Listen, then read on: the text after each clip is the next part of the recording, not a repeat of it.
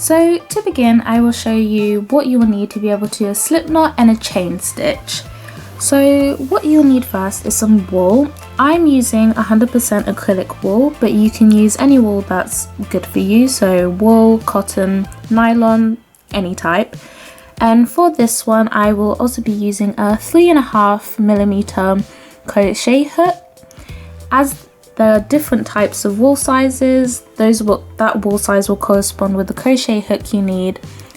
And it should say on the packaging, anywhere around here, what size hook you need, and it depends on the brand where they say that. So let's begin. So first off, I will show you how to do a slip knot. So the slip knot is the beginning of all your crochet pieces. So what you need is just some part of your wool, not that big, as you don't want lots of residue hanging wool. How I do my slip knot is I hold it like this, and with my middle finger, grab it, pinch it between my middle and index finger, and you want to twist so you have a loop. So I'll show you that again. Grab it like that, middle finger, pinch it between your index and middle finger, and twist it so that the end here is underneath the part that leads onto the rest of the wool. Once you've done that, get your index finger and your middle finger on your right hand and your thumb finger, and you want to pull that through just like that so that you form a knot. That is how I do it, but however way you want to do your knot, your slip knot, that's fine, as long as it's able to move, so that when you put your crochet hook through, you're able to adjust it any such way. So any way you want to do a slip knot, just as long as you're able to adjust it like that. Now I will show you how to do a chain stitch. The chain stitch is pretty much the foundation of all your pieces. It's just a row of chains that will help you have a foundation, so you can do anything with this chain stitch. So what you need to do is hold it like that. Want to make sure that this one is out of the way. How I do that is I just keep it separate with my thumb and my index finger. With your hook inside your first loop, so this first loop here, I'll show you more closer. So this first loop here is pretty much going to be your first chain. So what you want to do is, with your, dropping my hook, with your hook in your hand, how I hold mine is like this, so hold it like that, sort of like a knife. So what I do is I put my thumb over my first loop just to keep it in place, and I'll get a little bit closer so it's easier to see, and I put the loop where there's the hook here. You want to face it in towards you.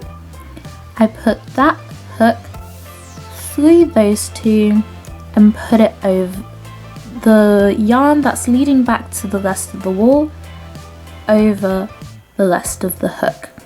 So in a sense, you have two pieces of wool on your hook. So from there, you want to get that first piece of wool under that little hook part, if you can see there. And then you want to pull it through that first loop, just like that. So you have one loop ready. Let's see if I can show you better. Just like that. I'll show you again. So you want to loop over just like that, so you have two pieces of wool on your hook. Then you want to get that piece of wool under the hook, so see if I can hold it better, and pull it through that loop. I'll do one a bit looser so that it's easier to see. So you have your loop here, you hook it over, get that piece of wool under the hook, and then you want to pull it through just like that. I'll do a few so that you can see what it'll look like. Once you have a few on there,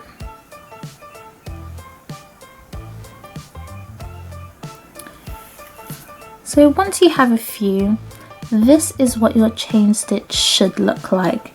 Now, with a chain stitch, there is the tension that you have to think about. So what that is this would be very low tension. So if you put it through like that, you'd have a very big loop. You wouldn't get a very good crochet. So that would be very low tension.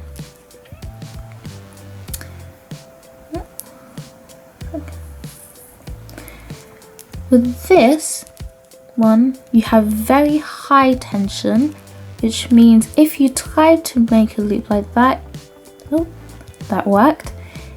So if you pulled it a bit tighter, if you tried to make a chain like that, it'd be incredibly difficult to get your hook through unless you had a smaller one. So getting your tension right is key to having a good crochet. So keeping a little bit of space, let's see if I can show you.